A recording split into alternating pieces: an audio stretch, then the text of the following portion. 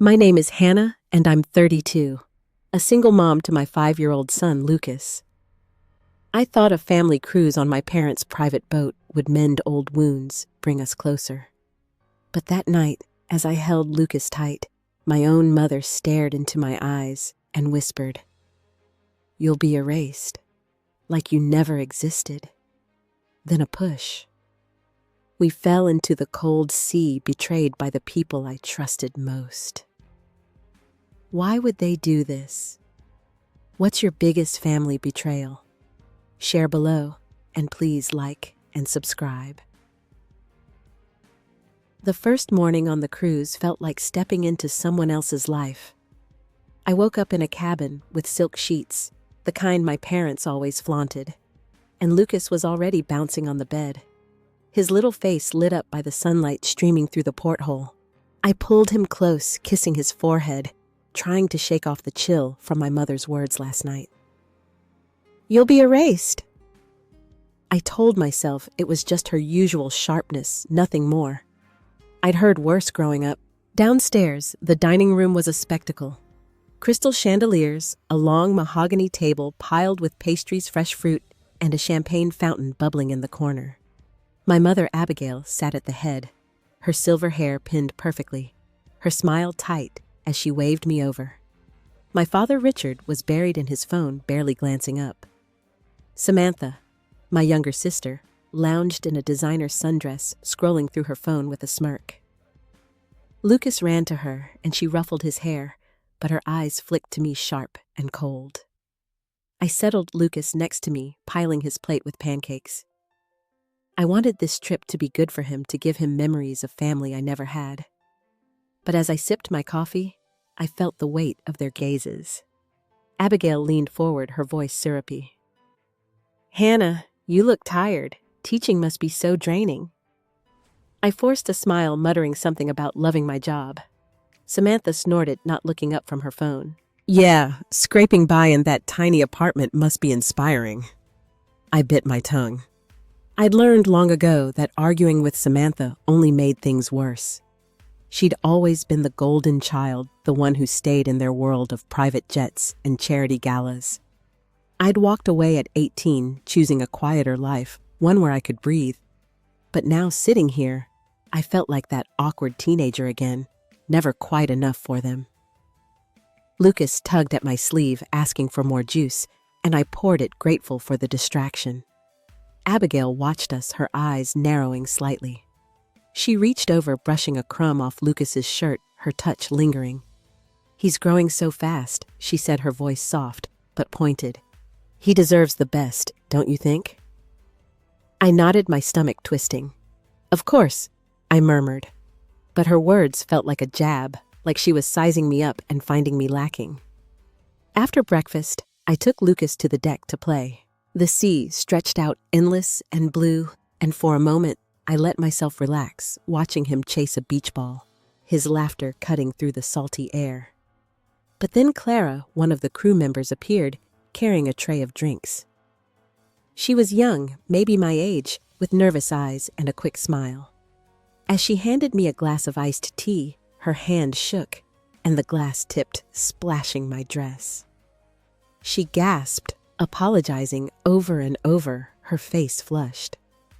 "It's fine," I said, waving it off, but she kept muttering, "I'm so sorry, I didn't mean to." Her eyes darted toward the dining room, where Abigail was still seated watching us. I brushed it off, but something about Clara's panic stuck with me. She hurried away, and Lucas tugged at my hand, wanting to play again. I knelt down, tossing the ball with him, but my mind was racing. Why was Clara so jumpy? And why did Abigail's comment about Lucas keep echoing in my head? I glanced back at the dining room, catching Samantha whispering to my mother, their heads close together. Richard was still on his phone, oblivious, or maybe just pretending to be. I tried to focus on Lucas, but the unease was growing like a knot in my chest. Samantha sauntered out, her heels clicking on the deck. She scooped up Lucas, spinning him around, and he giggled, but her eyes locked on mine. "You know, Hannah," she said, her voice casual but cutting, Lucas could have so much more if you didn't hold him back. I froze, my hands clenching. What's that supposed to mean? I asked, keeping my voice low so Lucas wouldn't hear. She shrugged, setting him down. Just saying some people aren't cut out for this family.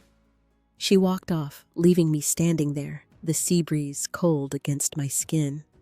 I stood on the deck, Samantha's words burning in my ears. The sun was climbing higher, but I felt a chill that had nothing to do with the breeze. Lucas was still kicking his beach ball, oblivious to the tension, his small sneakers scuffing the polished wood. I wanted to scoop him up and leave, but we were miles from shore, trapped on this floating palace. I took a deep breath, trying to calm the anger bubbling inside me. I wasn't going to let Samantha ruin this for us. I led Lucas to the lounge area, hoping a change of scene would help. The space was all glass and leather, with a bar in the corner where a bartender polished glasses. I settled Lucas with a coloring book, his crayons spilling across the table. I was about to sit when my father appeared, loosening his tie, his face lined with the kind of exhaustion I'd seen all my life.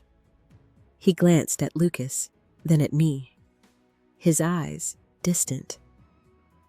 "Got a minute?" he asked, already turning toward the hallway. I hesitated, but followed, leaving Lucas with a quick kiss on his head. In the narrow corridor, Richard leaned against the wall, his voice low. "This cruise, Hannah, it's important. Business connections, family image. You get that right?" I nodded, unsure where this was going. He sighed, rubbing his temples. "Just don't stir things up. Your mother's got enough on her plate." I stared at him, waiting for more, but he just walked away, leaving me with a vague sense of guilt I couldn't place. Back in the lounge, Lucas was scribbling happily, but I couldn't shake my father's words. What did he mean, don't stir things up? I was the one trying to keep things calm. I grabbed a soda from the bar, my hands unsteady. That's when Abigail called everyone to the main deck for a family photo. Lucas jumped up excited, but as we reached the setup, a professional photographer, lights and a velvet backdrop, Abigail pulled Lucas to her side. "Hannah," she said, her smile brittle. "This is for the core family. You can watch." My chest tightened. I stepped back, watching as Samantha posed with Lucas, her arm around him like he was hers. Richard stood stiffly beside Abigail, their smiles practiced. Lucas looked confused, glancing at me, but Abigail whispered something in his ear, and he stayed put. The photographer snapped away, and I felt like I was disappearing right there in broad daylight. I wanted to scream, to grab Lucas and run, but I just stood there, my hands clenched, my heart pounding. After the photo, Lucas ran back to me, but Abigail called him over for ice cream, her voice sugary. I followed, trying to stay close, but Samantha intercepted me, her perfume sharp. "You're overreacting," she said, her eyes glinting. "It's just a picture. Stop making everything about you." I opened my mouth to argue, but she cut me off. "Honestly, Hannah, you've always been so needy." I froze, her words slicing deeper than I wanted to admit. Was I overreacting, or was this their way of pushing me out? I took Lucas to our cabin, needing space.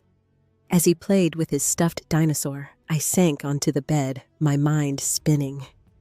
That's when I noticed an old photo tucked into the frame of the mirror.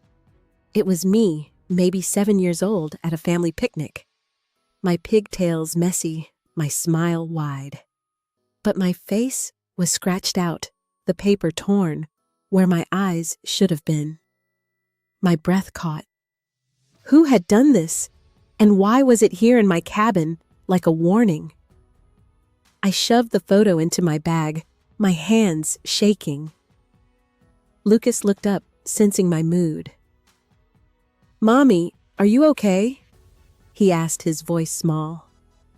I forced a smile, pulling him into a hug. "I'm fine, buddy," I said, but my heart was racing. Something was wrong, and it wasn't just Samantha's barbs or Abigail's coldness. I glanced at the door, half expecting someone to be watching.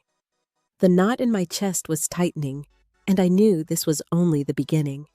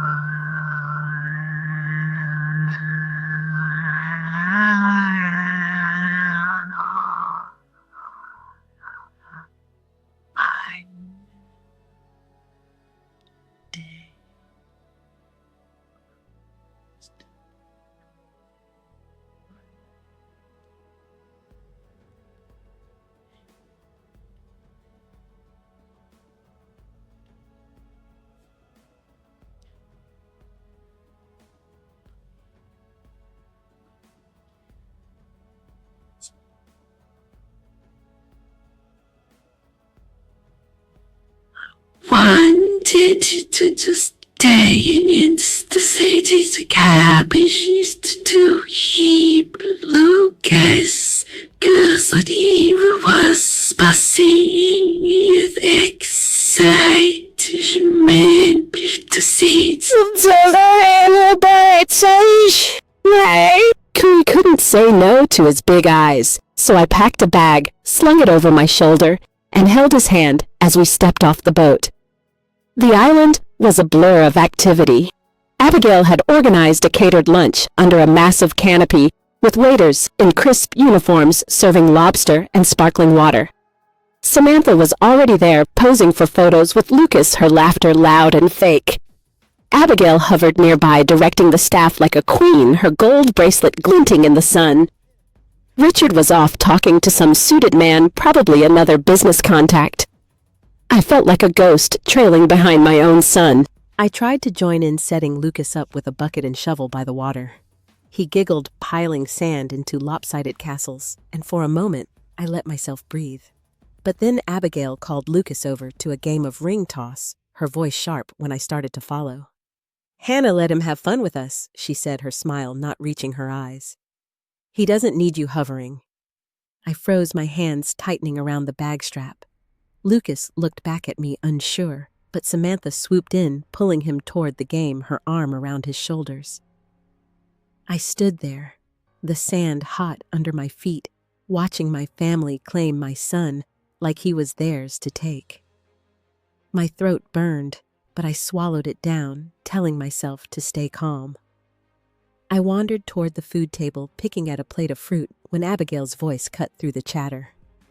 "Lucas deserves better than your small life, Hannah," she said, appearing beside me.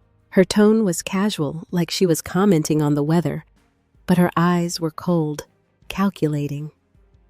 I set the plate down, my hands shaking. "What's that supposed to mean?" I asked, keeping my voice low. She sighed, brushing a speck of sand off her dress.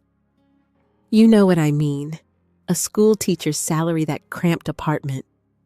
You're limiting him." I stared at her, my heart pounding. "I'm giving him love," I said, my voice sharper than I intended. "That's what he needs." Abigail's lips curled, not quite a smile. "Love doesn't buy opportunity," she said, then turned away, leaving me standing there, her words slicing through me. I found Lucas by the water, but Samantha was still with him, teaching him to skip stones. He looked happy, his small hand clutching a smooth rock, but when I called his name, he hesitated, glancing at Samantha. She leaned down, whispering something, and he nodded, staying put. My stomach twisted. I walked over, kneeling beside him. "Hey, buddy, want to build another castle?" I asked, forcing a smile. He shrugged his eyes on Samantha. "Grandma says her house is better," he said, his voice soft. "They have a pool." I felt like I'd been slapped. I looked at Samantha, who was watching me, her expression smug. "What are you telling him?" I demanded, standing up. She rolled her eyes, tossing a stone into the water. "Just the truth, Hannah. He's a kid. He should know his options." I wanted to scream to tell her to stay away from my son, but Lucas was right there watching us.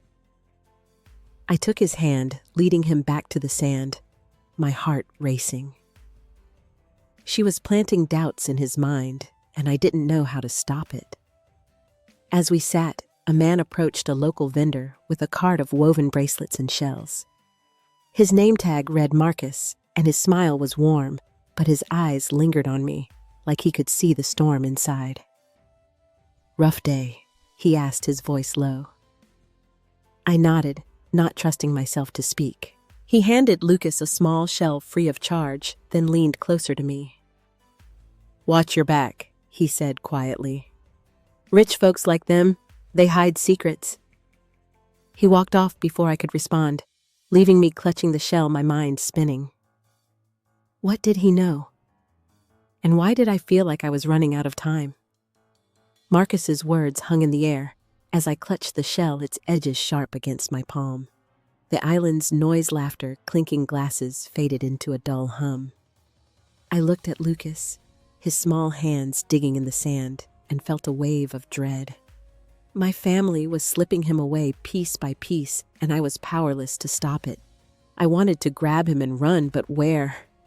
We were surrounded by water, their wealth, their control. I shoved the shell into my pocket and tried to focus. Back on the boat, the afternoon sun was relentless, baking the deck. I kept Lucas close, playing a card game in the shade, but my eyes kept darting to Samantha and Abigail, who were lounging nearby, sipping cocktails. They were watching us, their whispers barely audible over the waves. I strained to hear, catching fragments, inheritance, loose ends. My heart skipped. Were they talking about Lucas? About me? I leaned closer, but Samantha's head snapped up, her gaze locking onto mine. She smiled, slow and deliberate, and my skin crawled. I turned back to Lucas, forcing a laugh as I flipped a card, but my hands were unsteady. That's when I overheard Richard's voice, low and tense, from the other side of the deck. He was on a call, pacing, his words clipped. "It's handled," he said. "She won't be a problem. Just make sure the paperwork's clean." I froze, my breath catching. Was he talking about me? I glanced at Lucas, his brow furrowed as he studied his cards, and felt a surge of panic. What were they planning? I needed answers. I left Lucas with a deckhand, promising to be right back, and tracked down Richard in the ship's lounge. He was alone, swirling a glass of whiskey, his tie undone. I took a deep breath and stepped forward. "Dad, what's going on?" I asked, my voice shaking. He looked up, his expression blank, like I was a stranger. "What are you talking about?" he said, his tone flat. I pressed harder. "I heard you. Loose ends paperwork. What's happening?" He sighed, setting his glass down. "Hannah, you're paranoid. This is business. Bigger than you. Go back to Lucas." His dismissal hit like a slap. I stood there, my fists clenched, wanting to scream, but he just turned away, scrolling through his phone. I stumbled out, my chest tight, and headed below deck, needing a moment to breathe. That's when I saw Clara, the crew member, slipping out of a storage room, her eyes red, her hands trembling. I called her name, and she flinched, nearly dropping a stack of towels. "Clara, what's wrong?" I asked, stepping closer. She shook her head, her voice barely a whisper. "I can't. They gave orders." "I'm sorry." "Orders." My mind raced.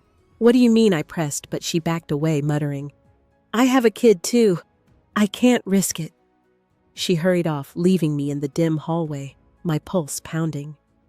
I leaned against the wall, trying to piece it together. Abigail's cold stares, Samantha's whispers, Richard's evasions, Clara's fear. It was all connected, and Lucas and I were at the center. I ran back to the deck, my heart in my throat, and found Lucas alone, his cards scattered, looking small and lost. I knelt beside him, pulling him close, my voice shaky. "Where's the deckhand?" I asked. He shrugged, pointing to Samantha, who was now laughing with Abigail across the deck. "She said I should wait for Grandma," he said, his voice small. I hugged him tighter, my eyes burning. They were isolating us, manipulating him, and I couldn't see the full picture. As the boat rocked gently, I noticed the navigation screen in the captain's cabin glowing through the window. The route had changed, veering off course to a destination I didn't recognize. My stomach dropped. Where were they taking us? The final night of the cruise felt like a stage set for someone else's story. I dressed Lucas in a little navy blazer Abigail had bought him. His hair combed neat, though he kept tugging at the collar. I wore a simple black dress, the only thing I'd packed that felt formal enough for the dinner my mother had planned. My stomach was in knots, the altered navigation route, and Clara's cryptic words gnawing at me. I kept Lucas's hand in mine as we walked to the dining hall, the chandeliers casting soft light over a table set with gold-rimmed plates and roses in crystal vases. It was beautiful, but it felt like a trap. Abigail stood at the head of the table, her emerald dress catching the light, her smile wide but hollow.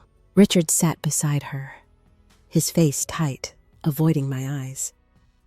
Samantha was already there, sipping wine, her gaze flicking over me like I was an afterthought. Lucas clung to my side, but Samantha beckoned him over, patting the chair next to her. "Come sit with Aunt Sammy," she said, her voice sugary. I hesitated, but he looked up at me unsure, and I nodded, letting him go. My heart sank as he settled beside her, his small frame swallowed by the high-backed chair. The meal began, waiters gliding in with trays of seared scallops and roasted quail. Abigail raised her glass, her voice carrying over the soft clink of cutlery. "To family legacy," she said, her eyes sweeping the table, pausing on Lucas. "To building a future that lasts." Everyone raised their glasses, but I couldn't move. Legacy. What did that mean? I glanced at Richard, hoping for a clue, but he was staring at his plate, his jaw clenched. Samantha caught my eye, her lips curling into a smirk, and I felt a chill. I tried to focus on the food, cutting small bites for Lucas, but he was distracted, giggling at something Samantha whispered. I leaned closer, trying to hear, but Abigail's voice cut through. "Hannah, you're so quiet tonight," she said, her tone light but pointed. "Not enjoying yourself?" I forced a smile, my hands trembling under the table. "Just taking it all in," I said, but her eyes narrowed like she was peeling me apart. I looked at Lucas, his fork poised over his plate, and felt a surge of protectiveness. I had to keep him close, no matter what. After dessert, Abigail stood, clapping her hands. "Let's move to the deck for a family talk," she said, her voice bright but commanding. "Lucas, sweetheart, come with Grandma." I stood my chair, scraping, and reached for his hand. "I'm coming too," I said, my voice firmer than I felt. Abigail's smile didn't waver, but her eyes were ice. "Of course, Hannah," she said, but the way she said my name made my skin prickle. Samantha grabbed Lucas's other hand, pulling him toward the door, and I followed, my heart pounding. The deck was dark, the stars hidden by thick clouds rolling in from the horizon. A low rumble of thunder echoed, and the air felt heavy electric. Abigail led us to the railing, the sea churning below, black and endless. Richard trailed behind, his hands in his pockets, silent. Samantha stood close to Lucas, her arm around him, and I stepped forward, trying to stay between them. "What's this about?" I asked, my voice shaking. Abigail turned, her face half lit by the deck lights, and her smile was gone. "Hannah," she said, her voice low, deliberate. "We've been patient. but you've never fit into this family. Lucas, though he's different, he's our future." I stared at her, my breath catching. "What are you saying?" I asked, my hands clenching. She stepped closer, her eyes locked on mine. "We're securing his place. Without you, you'll be erased like you never existed." My knees buckled, but I grabbed the railing, my mind reeling. Erased. This wasn't just cruel words. This was a plan. I looked at Lucas, his eyes wide, confused, and felt my heart shatter. They were going to take him from me. I stood, frozen. Abigail's words cutting through the storm's rumble like a blade. Erased. My mother's face was calm, almost serene, as if she'd just announced dinner plans. Lucas whimpered, pulling at Samantha's hand, but she held him firm, her nails digging into his wrist. I lunged forward, my voice breaking. "Let him go!" I shouted, but Samantha stepped back, her smirk twisting. "Goodbye, useless ones!" she hissed, her voice dripping with venom. Before I could reach Lucas, her free hand shoved my shoulder hard, deliberate. The world tilted. I grabbed Lucas, yanking him from her grip, and we stumbled toward the railing. Abigail moved faster, her hand seizing Lucas's arm, her strength shocking for her age. He cried out, his small body caught between us. I held on my arms locked around him, but the deck was slick with mist, and my feet slipped. Another push this time from behind Samantha's laugh sharp in my ear. My back hit the railing, and then we were falling, the cold air rushing past, Lucas's scream piercing the night. We hit the water, the impact stealing my breath. The sea was a living thing, pulling us down, its icy grip numbing my limbs. Lucas clung to me, his small arms tight around my neck, his sobs muffled by the waves. I kicked upward, gasping as we broke the surface, the boat's lights fading into the storm. My mother's voice echoed in my head. "You'll be erased," and Samantha's cruel goodbye burned like salt in a wound. They hadn't just rejected me. They'd tried to kill us. I scanned the darkness, my teeth chattering, and spotted a shadow bobbing nearby, a lifeboat. Its ropes frayed, abandoned in the chaos. I swam toward it, Lucas's weight dragging at me, my muscles screaming. The storm churned the sea waves, slapping my face, but I kept moving, driven by a primal need to save my son. I reached the boat, my fingers scraping the rough edge, and hauled Lucas up his body, shivering, his eyes wide with terror. I climbed in after him, collapsing onto the floor, my chest heaving. I pulled Lucas close, wrapping my soaked dress around him, trying to warm him. The boat rocked wildly, the storm's roar, drowning out everything but his soft cries. I looked back at the cruise ship, its silhouette barely visible, and felt a hollow ache. My own family had done this. My mother, my sister, my father, silent through it all. They'd planned this every step to wipe me out and take Lucas for their twisted legacy. I pressed my face into Lucas's hair, my tears mixing with the salt water, my heart shattered. There was no way back, only the endless sea and the weight of their betrayal crushing me.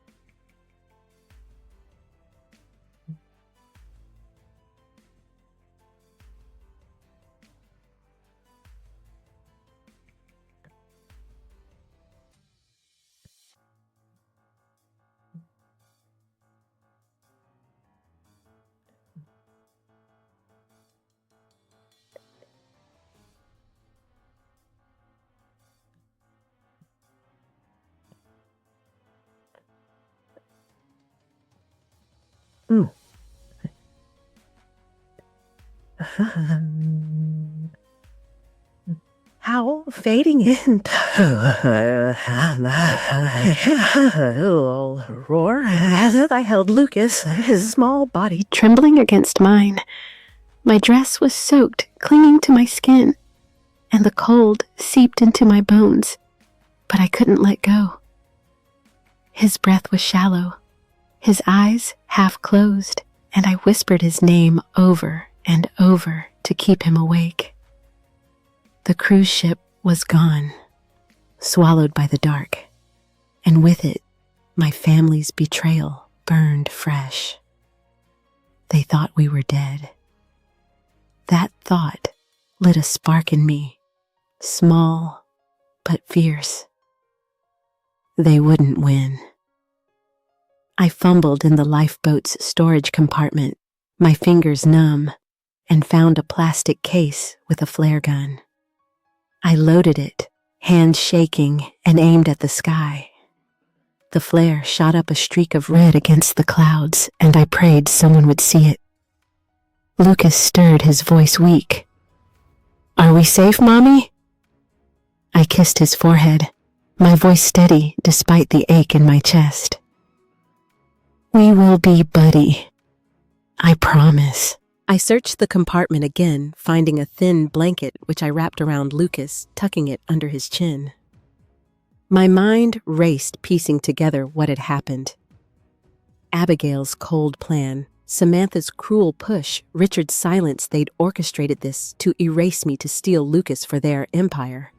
But I wasn't just a name to cross out. I was his mother, and I'd fight with everything I had. I found a waterproof pouch in the compartment holding a small notebook and pen. I started writing, my hand cramped, but determined every detail of their words, their actions, the moment we fell. This would be my weapon proof of their crime. The sea was calmer now, but the horizon was empty, no sign of rescue. I scanned the lifeboat, spotting a first aid kit and a bottle of water. I gave Lucas a sip, coaxing him to stay alert, and cleaned a scrape on his arm, my hands gentle, but my mind blazing. I wasn't the scared girl who left home at 18. I'd built a life for us, and they couldn't take that away. I tucked the notebook back into the pouch, vowing to use it to expose them, to make sure Lucas never lived under their shadow. Hours passed, the sky lightening to a bruised gray.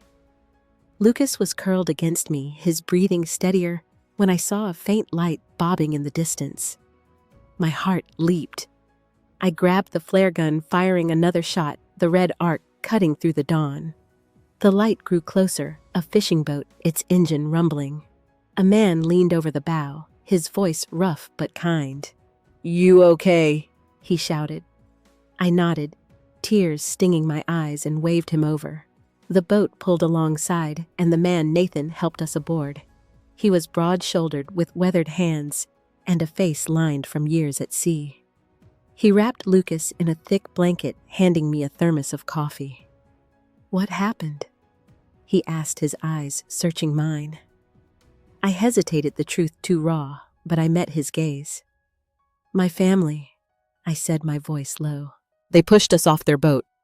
They wanted us gone." Nathan's jaw tightened, but he didn't press. "You're safe now," he said, steering toward shore. As the fishing boat cut through the waves, I held Lucas, his warmth grounding me.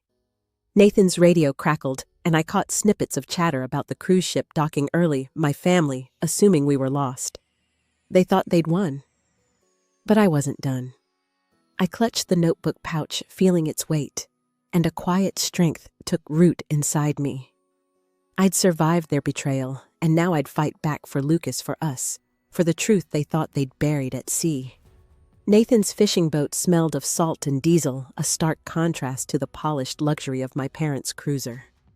Lucas slept in my lap, wrapped in the blanket, his face peaceful despite the ordeal.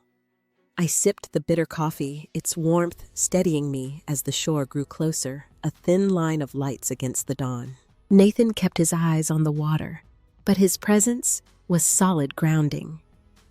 I held the notebook pouch, its edges damp but intact, and felt a shift inside me.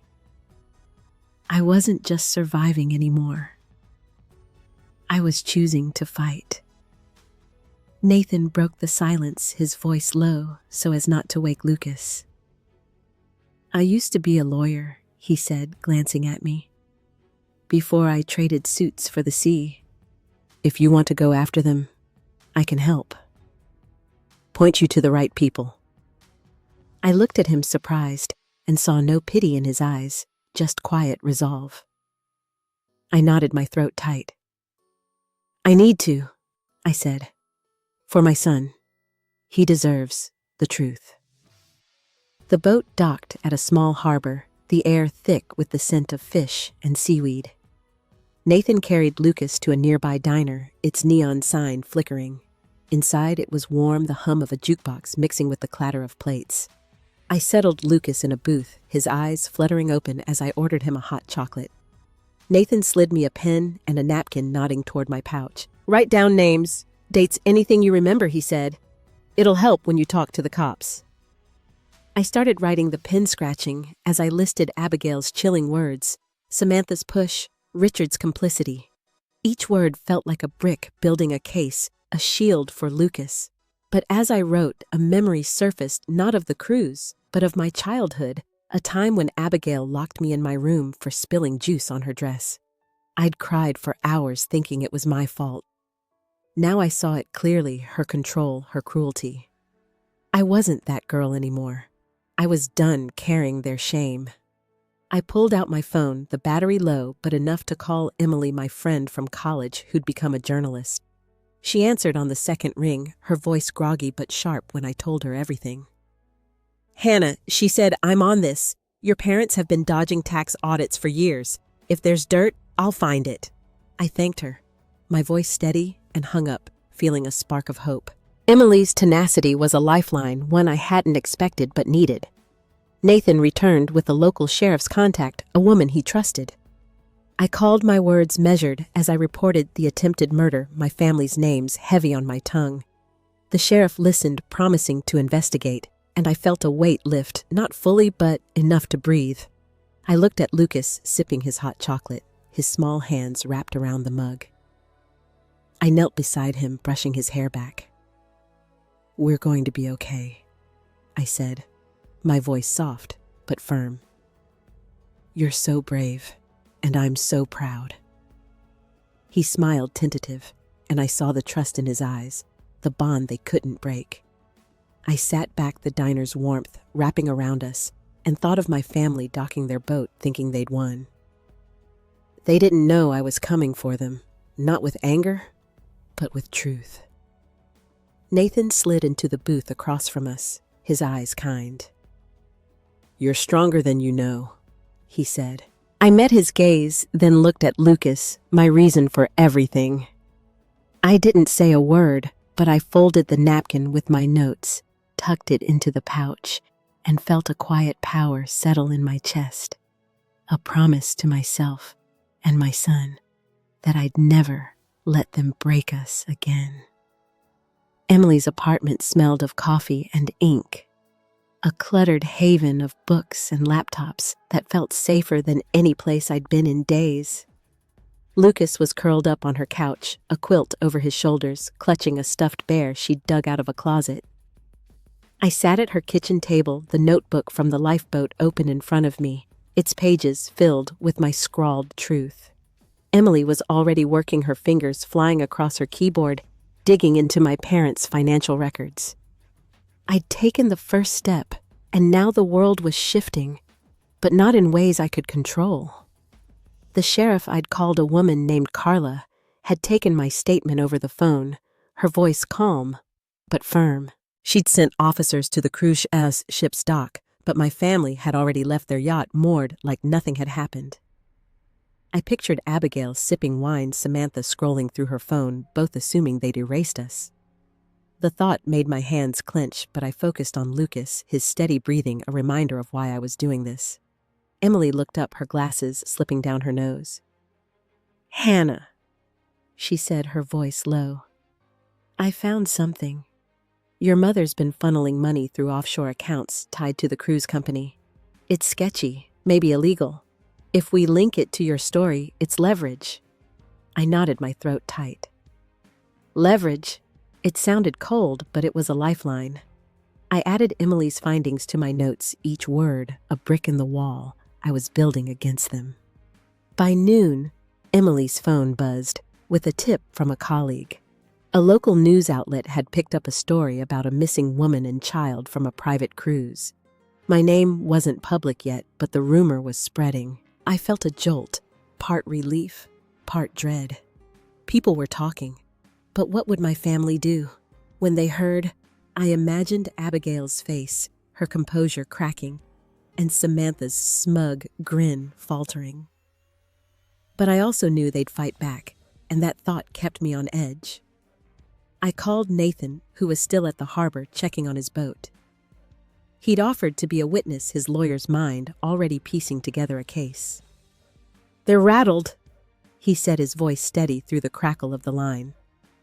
"I heard from a dock worker. Your mother's been calling lawyers trying to spin a story about an accident." I gripped the phone, my knuckles white. "An accident?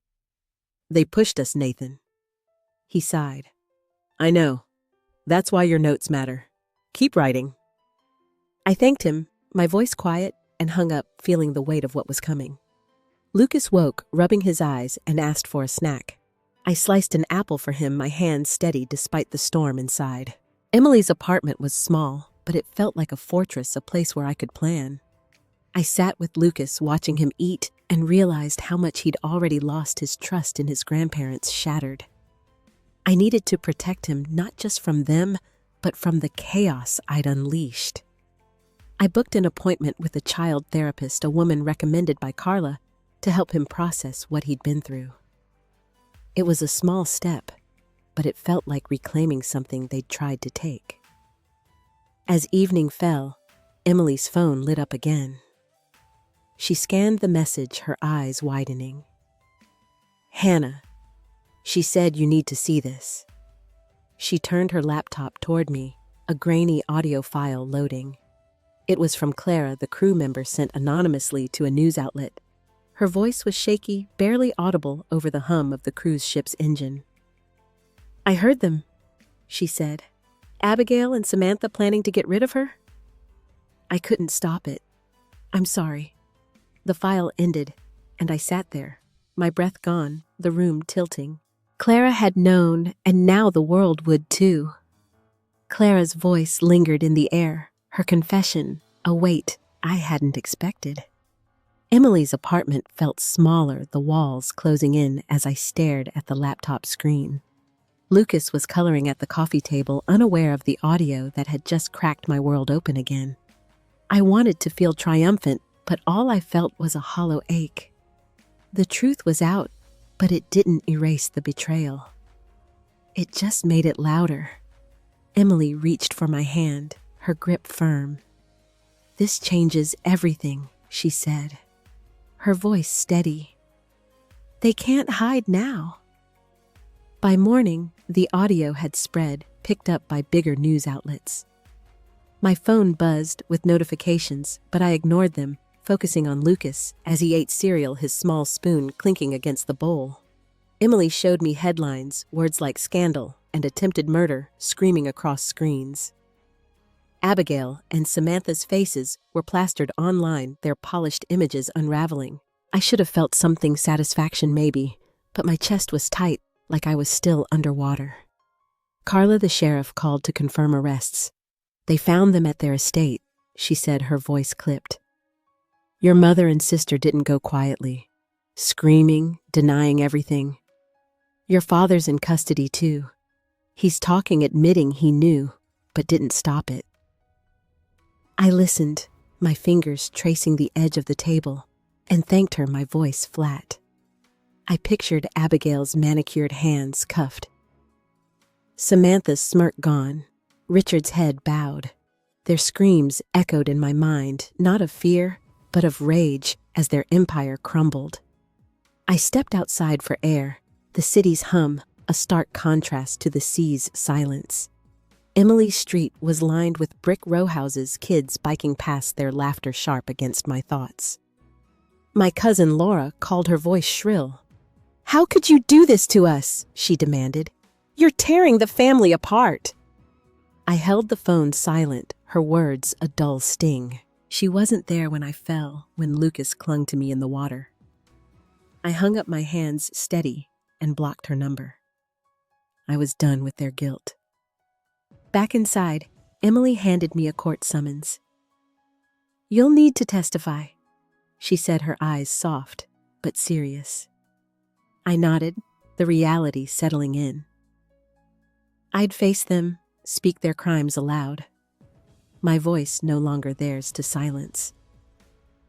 Lucas looked up from his coloring, a green crayon in his hand. "Are we going home soon?" he asked, his voice small.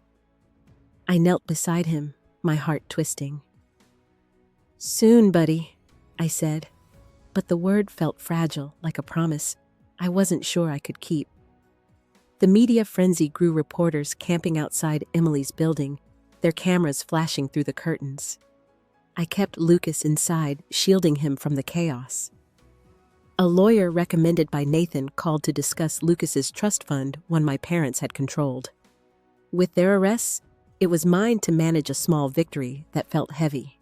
I'd use it for Lucas, for a future they couldn't touch. But the money smelled of their greed, and I hated it. As night fell, I sat by Lucas's makeshift bed, a sleeping bag on Emily's floor. He was asleep, his bear tucked under his arm, his face soft in the lamplight. I watched him, my eyes burning, and felt the weight of what I'd done. I'd exposed them, brought their world crashing down, but it didn't heal the hole they'd carved in me. Their screams, their fall, were justice, but not peace. I leaned my head against the wall, the silence louder than any storm, and let the truth settle cold and unyielding in my bones. The coastal town we moved to was small, the kind of place where the air smelled of pine and salt, and the streets were lined with clapboard houses painted in faded blues and yellows. Lucas and I had a one-bedroom cottage, its porch creaking under my steps each morning. The trust fund money had bought us this start, a clean break from the chaos of my family's fall. I stood on that porch now, a mug of tea warming my hands, watching the horizon where the sea met the sky. It was quiet, and for the first time in months, I let myself feel it. Lucas started school a week after we arrived. I walked him to the brick building, his backpack bouncing his sneakers, crunching on gravel. He was nervous, clutching my hand, but when a teacher with a kind smile greeted him, he let go, glancing back with a shy wave. I stood there long after he disappeared inside my chest, tight with pride and a flicker of fear. He was growing healing, and I had to trust he'd be okay. I found work at the local elementary school, teaching third grade. The classroom was bright with colorful posters and desks arranged in a circle. My students were loud, curious, their questions pulling me out of my head. One girl, Mia, reminded me of myself at that age, quiet but sharp, always sketching in the margins of her notebook. I spent extra time with her, helping her find words for her drawings, and it felt like mending something in me, too. Teaching wasn't just a job. It was a tether grounding me in a life I was building on my terms. The town had a support group for people who'd survived family trauma, held in the basement of a community center that smelled of old books and coffee. I went to my first meeting on a rainy evening, my hands sweaty, as I sat in a folding chair. The others were strangers, their stories different, but familiar pain woven through their words like thread. I didn't speak that night, but I listened, and when a woman named Sarah shared how she'd cut ties with her controlling mother, I felt a nod inside. I wasn't alone. That realization was small, but heavy, like a stone smoothed by the tide. Weekends, Lucas and I explored the town. We found a rocky beach, the kind where pebbles clinked underfoot and driftwood piled in tangled heaps. One Saturday, we sat there, the wind tugging at our jackets, and built a sandcastle. Lucas used a stick to carve windows, his tongue poking out in concentration. I added a moat, my fingers cold in the damp sand, and we laughed when a wave washed half of it away. It wasn't perfect, but it was ours, and that was enough. I looked at him, his cheeks pink from the chill, and saw a lightness in his eyes that hadn't been there before. I started a community garden behind the school, a project I'd pitched to the principal. The plot was overgrown at first, all weeds and stubborn roots, but I spent afternoons digging, my hands blistered, but my mind clear. Neighbors joined in bringing seedlings and stories. An older man, Henry, told me about losing his brother to a feud over land, his voice steady, but his eyes distant. A young mother, Lila, shared how she'd left an abusive father, her hands trembling as she planted marigolds. Their words wove into mine, and the garden grew green shoots pushing through the earth, a quiet testament to starting over. As I locked up the garden one evening, the sky streaked with pink. I felt a stillness settle in me. The weight of my family's betrayal hadn't vanished, but it was lighter, like a shadow I could step around.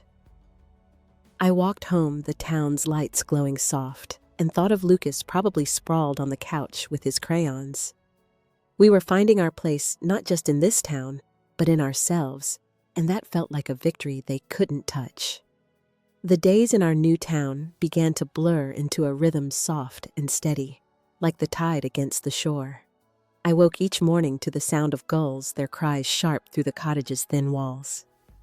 Lucas would be up soon, his footsteps pattering as he hunted for his favorite cereal bowl. I'd watch him eat, his chatter about school or the stray cat he'd named Whiskers filling the quiet. Those moments were small, but they held me together, stitching close the wounds I'd carried too long. One afternoon, a letter arrived, the envelope plain but heavy, postmarked from a prison upstate. I recognized Richard's handwriting, the tight slanted script I'd seen on birthday cards as a kid. I stood in the kitchen, the paper unopened, my thumb tracing its edge. Lucas was outside kicking a soccer ball with a neighbor kid, his laughter faint through the window. I didn't want to read it, didn't want his words to pull me back. But I opened it anyway, my hands steady. He wrote of regret, of wanting forgiveness, his sentences short, almost desperate. I read it once, then folded it away in a drawer. I didn't owe him a reply. Not anymore. I started writing a memoir late at night when Lucas slept.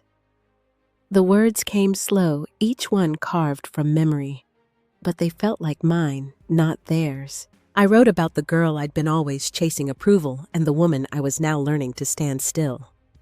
The pages piled up, a quiet act of reclaiming my voice. I didn't know if I'd publish it, but that wasn't the point.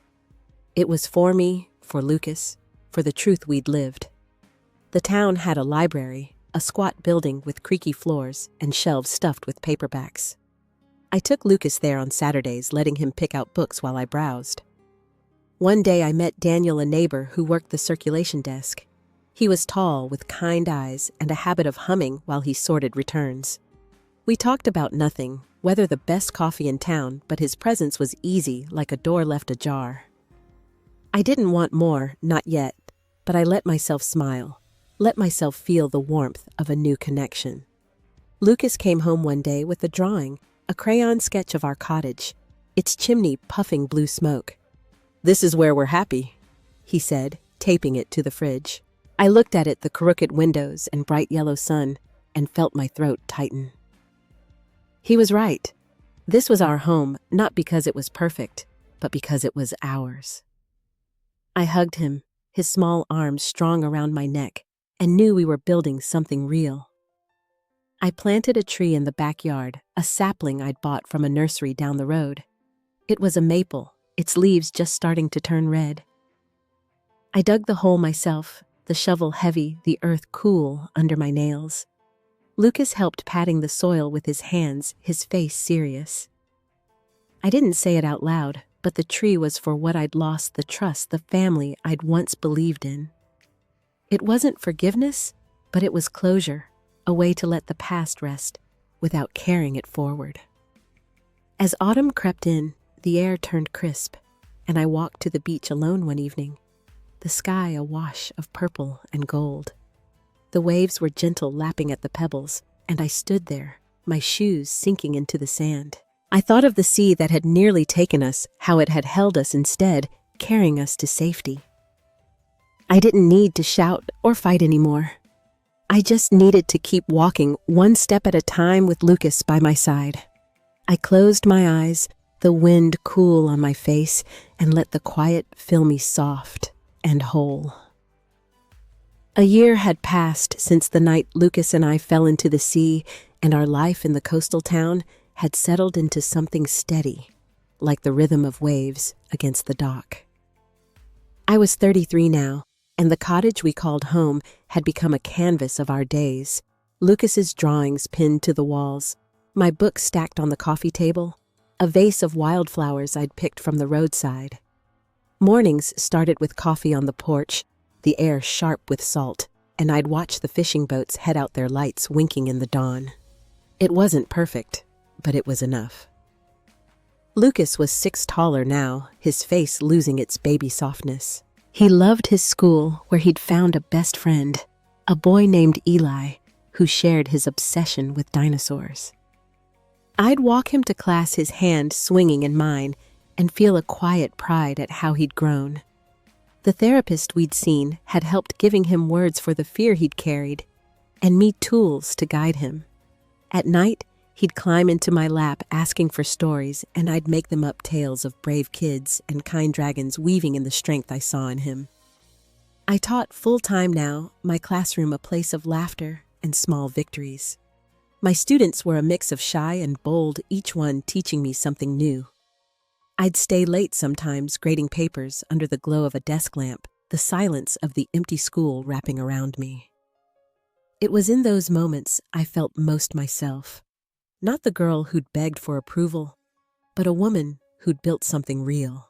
I'd started a reading club for the kids, and watching them light up over a book felt like planting seeds I'd never see fully grow, but knew mattered. The community garden had bloomed into a patchwork of color, with tomatoes and zinnias crowding the beds. I'd work there on weekends, Lucas sometimes helping, his hands muddy as he planted herbs. The neighbors who joined us had become familiar, their names and stories part of my days. Lila, the young mother, brought her toddler now, and we'd talk about small things, recipes, the best hiking trails. It wasn't friendship yet, but it was a start, a slow opening of doors I'd kept locked. I'd finished the first draft of my memoir, the pages tucked in a box under my bed. Writing it had been like untangling a knot, each chapter a step toward understanding who I'd been and who I was becoming. I didn't know if I'd share it, but the act of putting it down had freed something in me, a weight I hadn't realized I was carrying. Sometimes I'd sit on the porch at dusk, a notebook in my lap, jotting thoughts not for the memoir, but for me, fragments of gratitude for the life we'd found. Lucas and I had a ritual now, walking to the town's pier on Sundays. We'd sit on the weathered boards, eating ice cream, the kind with sprinkles he loved. He'd point at boats, naming them, his voice bright with imagination. I'd listen, my heart full, and think of how far we'd come. The scars were still there, faint but real, but they didn't define us. We were more than what had been done to us, more than the betrayal that had tried to break us.